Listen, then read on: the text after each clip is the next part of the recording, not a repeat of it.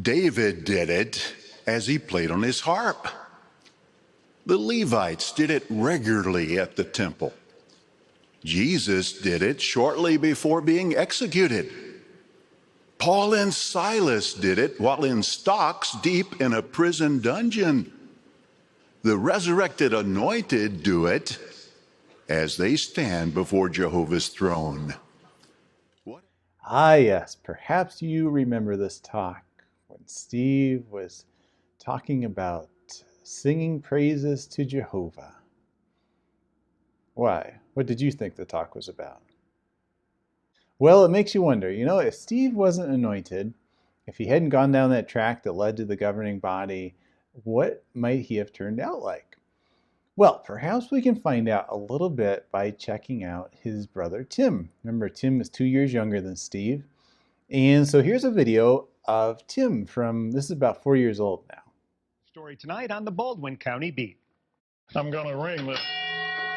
The dinner bell is finally ringing at Pondera Plantation in Lillian. And the one guy said 18 years, and I said, well, I got it finished though, didn't I? Using timbers he pulled from Perdido Bay and doing most of the work himself, it is packed with thousands of items owner Tim Lett has collected over the years. Well, there are 26 Civil War newspapers in the whole building, the actual newspapers. A lot of history here. Particularly surrounding the Civil War, pirates, and legends. Well, this is a program and 2 tickets to Legion Field when they went to play. It's part of the tables. A couple of compasses made by Dodge, a division of Chrysler. 1919 is when these were made. Just something to look at. Hanging on the walls. But I hung all my stuff, like my Enron stock and all that. They went down to tubes. That was $500,000 right there. With so much to see, and everywhere you look, you see something you didn't see before, you may forget that this is a restaurant. We're doing a $17.95 buffet, and we have shrimp cooked all ways and big shrimp, jumbo. Running a restaurant is something new for Lett. Never have. I've built condos and motels and a lot of homes, but I'm getting a learning experience. And the next time he's hungry? Hopefully I can come in and get a steak when I want to, You hope so, if you own it. On the Baldwin County Beat in Lillian, Debbie Williams. News. Okay, so this is a restaurant that Tim opened in Lillian, Alabama, back a few years back. I guess to get the full picture, we need to go back to 1975.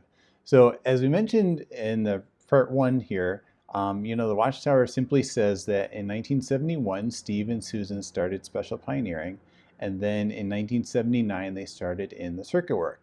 So it's not clear. I don't know if they pioneered all that way through from 71 to 79, or if they took a break in between. But what we can take a look at is Steve's parents, Mark and Jean Lett.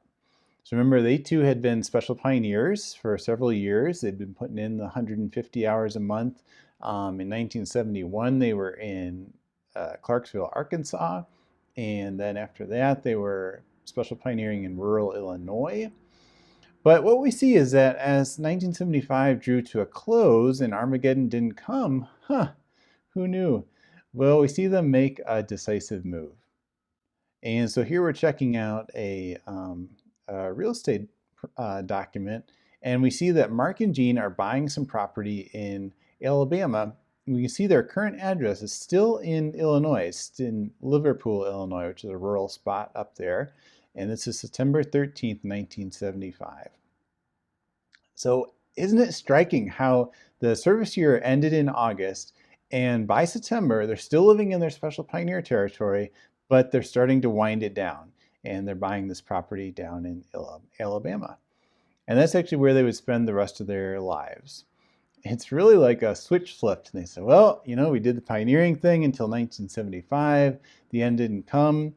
And now it's time to, move on, get on with our lives and start making a little money here. And I don't want to sound like they weren't, witnesses in good standing anymore. I'm sure Mark was probably an elder down in Alabama until he died.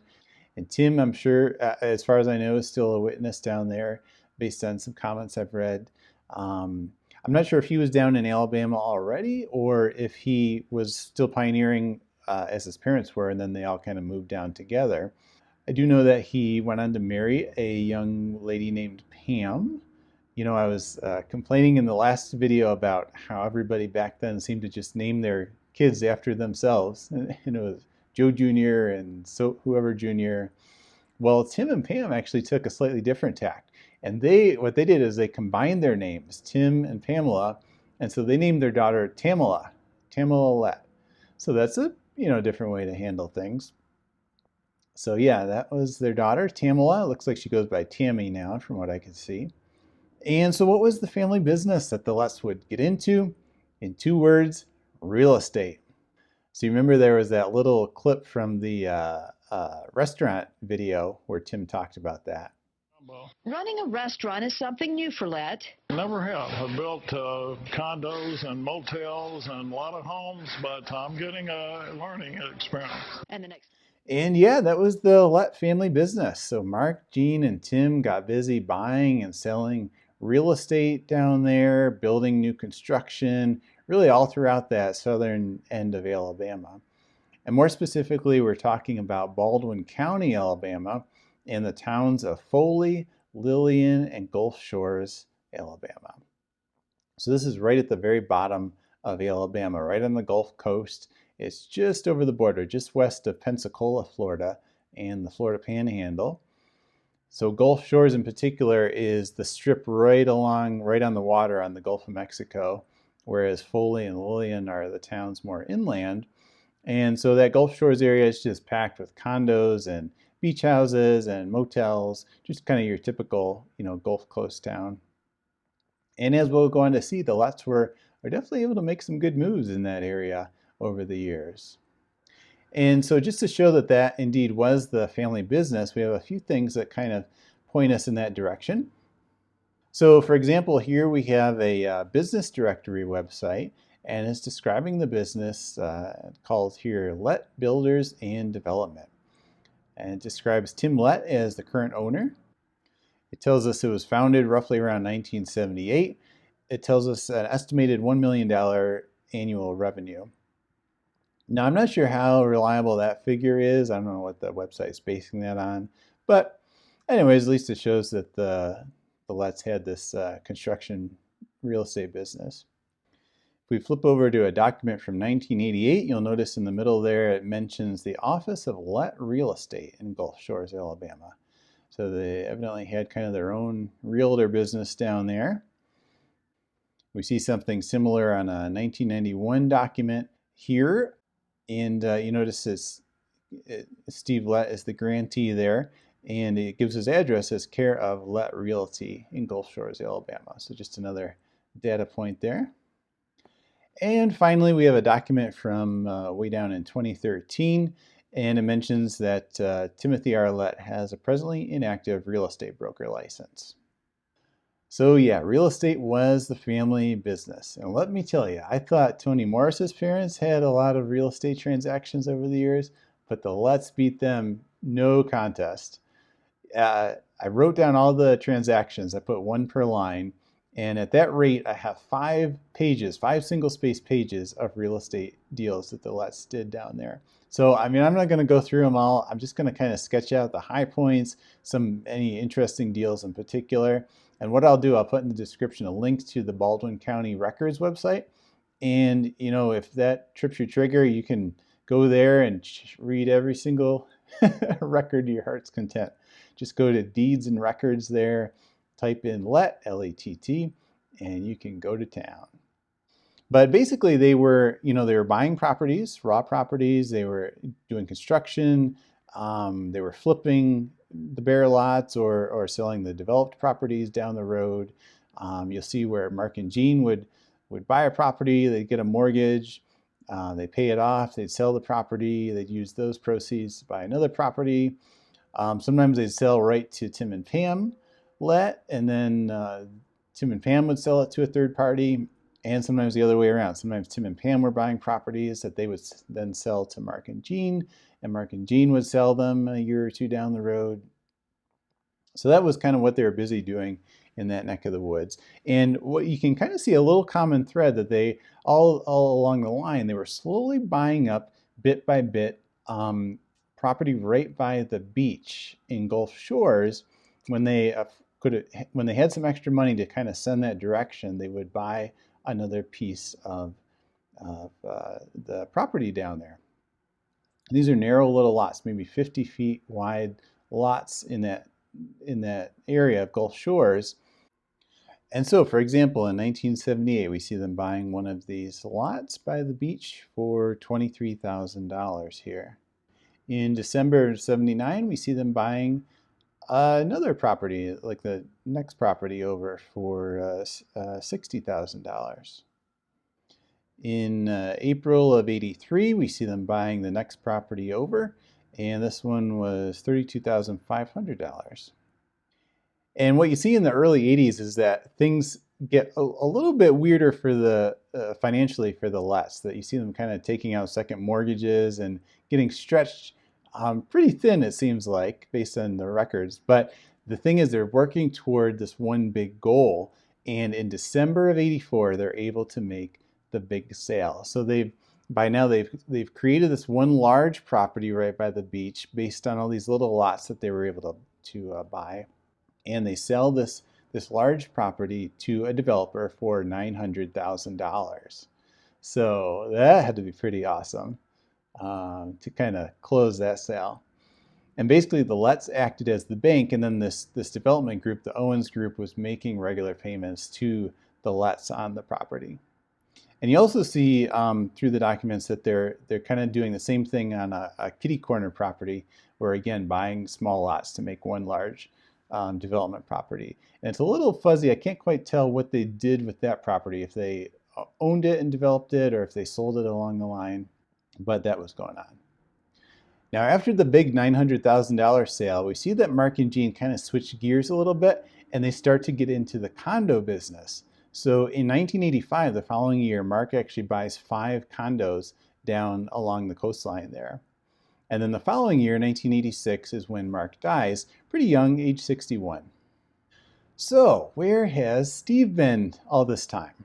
Well, he's been in the circuit work with Susan, but we still see him pop up every now and then. So for example, one time was after his dad died there in 86. I don't have his dad's will, but one interesting thing is that evidently he left all the condos to his 2 boys, Tim and Steve. And so what you see is over the next 5 years or so after that the boys are giving the condos to their mom one by one. So basically selling them to her for no money. And then Jean would go ahead and sell each one by one, turning a bit of a profit each time. In 1991, we have an interesting little document. This is a handwritten note from Steve, which is basically authorizing his brother Tim to be his power of attorney to take care of Steve's real estate interests in Alabama, since he's in the circuit work at this time. And we can see from the document here, Steve was evidently in Onslow County, North Carolina, in the circuit work. Onslow County is a little north of Myrtle Beach. And just a little random incidental note here, you'll notice that the signature has the exact same handwriting as you can see in the Witnesses documentary, which has a shot of Steve's signature on that letter to Tim Mannion about the child abuse issue. So Steve needed to fill out this POA document because, as it turned out, the developer that had bought that main beach property that the Letts had created actually went belly up before they paid the Letts too much money, of what they owed. So at that point, Mark had originally sold the property, Mark Lett Sr., but he's died by now. And so the beneficiaries of Mark Lett's estate, which were now 3 people, Jean, Tim, and Steve, they basically got the property back, and in 1994 they started over. And so they hooked up with a new developer for the property, and again, kind of the same deal. They sold the property for $900,000 again, and this developer had his stuff together. So by October 94, the condos were built on the property and were being sold to buyers down there. So it was called the Moonraker condos. And actually it's there today. So, I mean, I guess if you wanted to take a vacation, you could head down to Gulf Shores, Alabama and stay in one of them. You could even buy a condo unit if you felt like it. And yeah, it exists all due to the Letts, which is kind of interesting. So what have they been up to since that time, since the 90s? Well, Gene and Tim just kept busy, kept going with the real estate deals. So you see still lots of buying and selling of properties. There was one notable deal in 1994 when Tim bought 13 properties in the Spanish Cove subdivision in Lillian. Then jumping forward a little bit, in 2005, Gene and Tim sold a pretty good chunk of land, an 8.6 acre property that had been developed so far with 46 water taps and 51 sewer taps. They sold that property to a developer for an unnamed sum of money. Now, as I mentioned in the first video, I'm slightly fuzzy on whether Gene died in 2012 or she's still living. But going on the assumption that she's still living, if you look Gene and Tim Lett up on the county website these days, you can actually see what properties they own currently. And so, for example, it describes that Gene owns a house in the Spanish Cove subdivision. So evidently this is her own, house she lives in.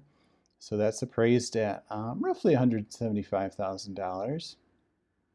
We see that Tim's house is also in the same neighborhood. That's appraised at about $150,000. And we find too that Tim and Gene own 2 commercial properties on Highway 98 in Lillian. So the one lot is appraised at about $500,000.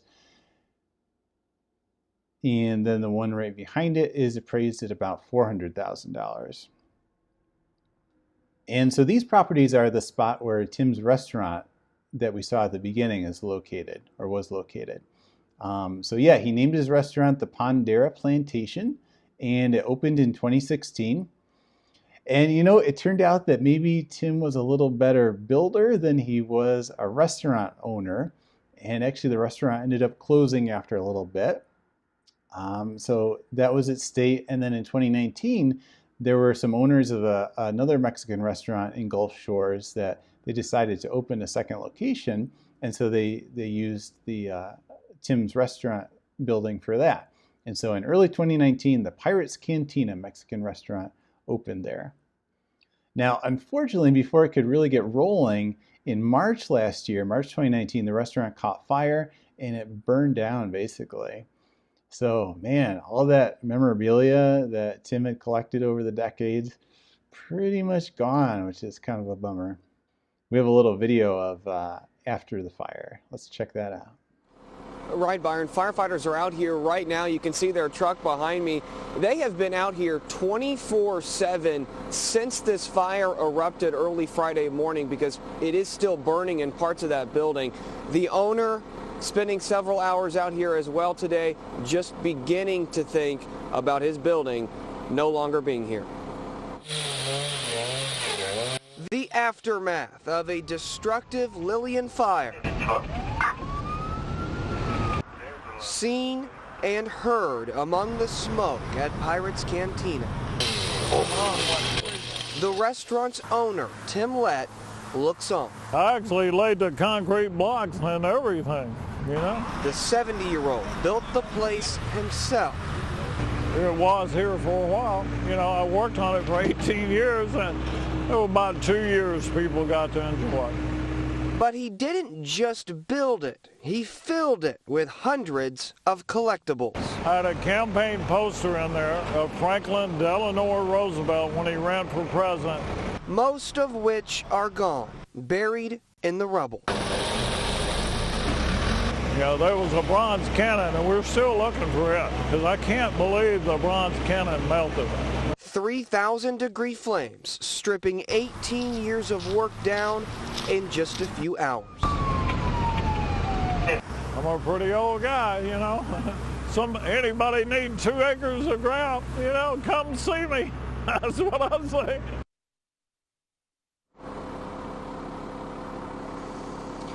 And Tim's a really good guy, considering how upset he is about all this, still willing to look at it as a glass half full, certainly.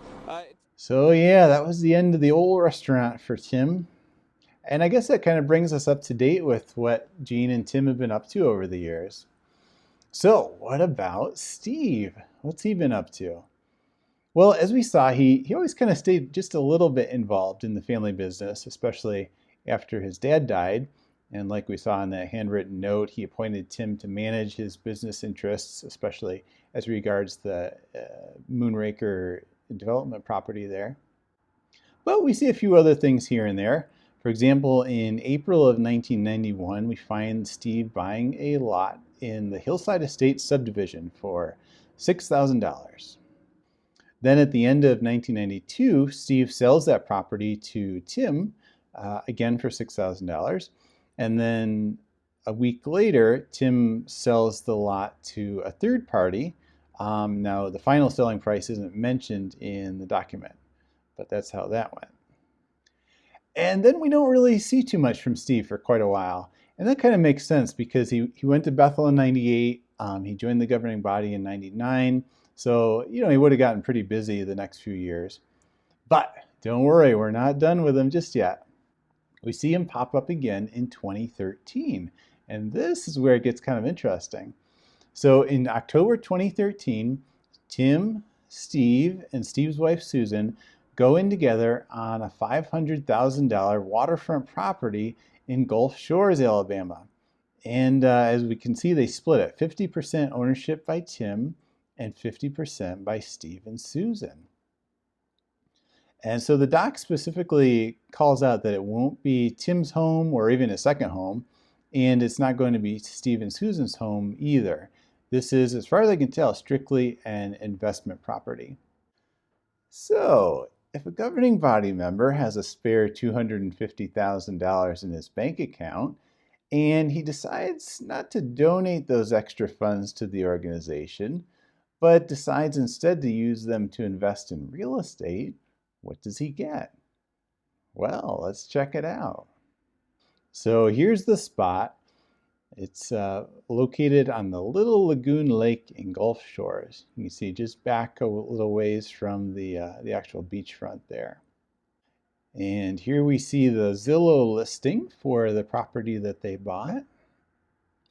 Now the house is nestled pretty well into the trees. It looks like a nice property. So there's not really any great photos of the house itself. Maybe the best one is just the overhead shot from Google Earth. And yeah, you can see right on the water there. It has a nice dock or two available where you could tie up your boat or whatever. And so as we take a look again at the tax records from Baldwin County, we can locate the two, so basically two lots make up this one overall property that they bought. And so here's lot one. That's valued at about $150,000. So you notice the owners there as well, Tim and Mark Lett. Remember that Mark Sr. died in 1986. So this is our own Mark Stephen Lett, Steve Lett, just using his full name here. And so they're the two parties that own this property. And then the same way, if we look at the lot two appraisal, it's appraised at about $368,000. So a total of, yeah, a little over $500,000. And then here's a third listing, which if I understand it correctly, just shows that the house is indeed a rental property, that neither of the Letts are actually living there. Well, so that's interesting. And evidently everybody liked how much that transaction went that they decided to do it again. And so in April 2019, we find the three Letts buying more property, actually from the same woman that sold them that first $500,000 one. Now this one was a much smaller purchase. They only paid $60,000 for this property.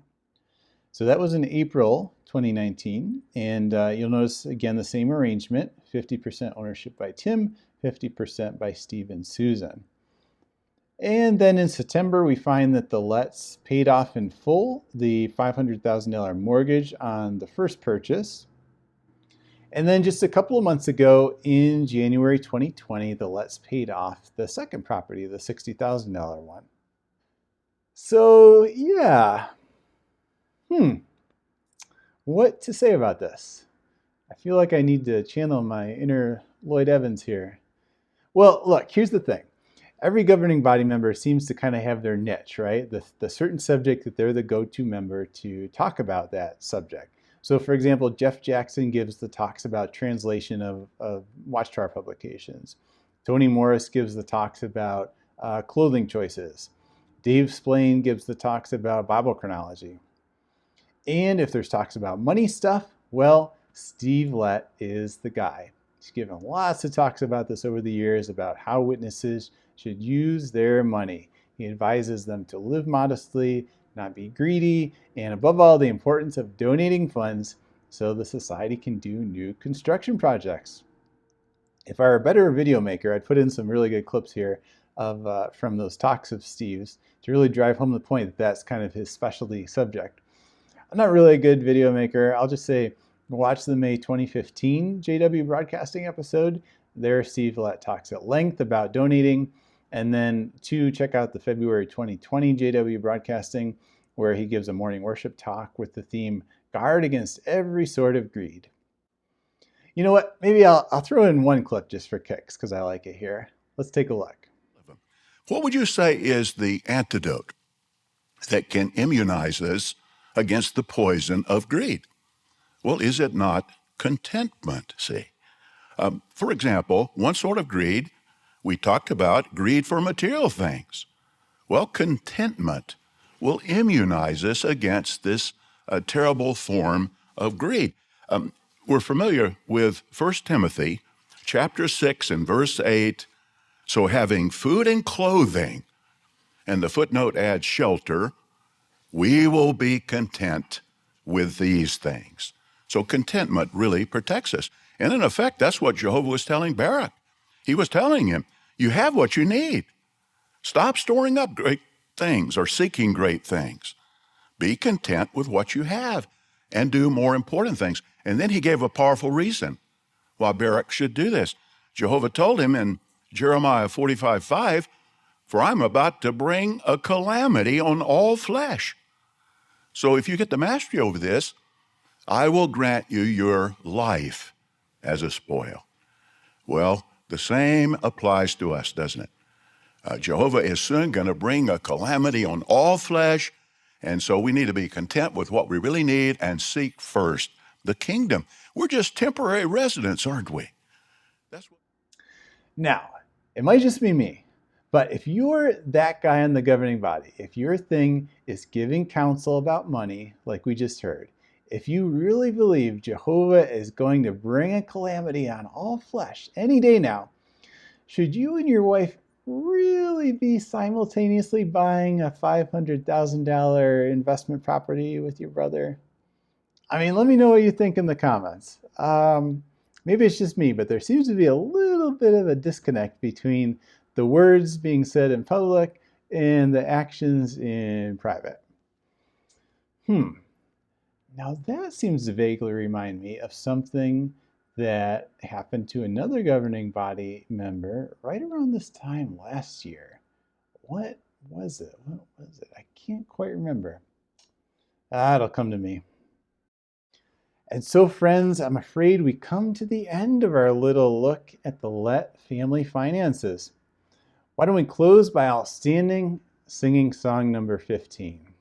Oh, my bad. I guess I was just caught up in the Holy Spirit for a second. But seriously, thank you so much for watching this video. Subscribe if you'd like to for more such videos, and have a great day.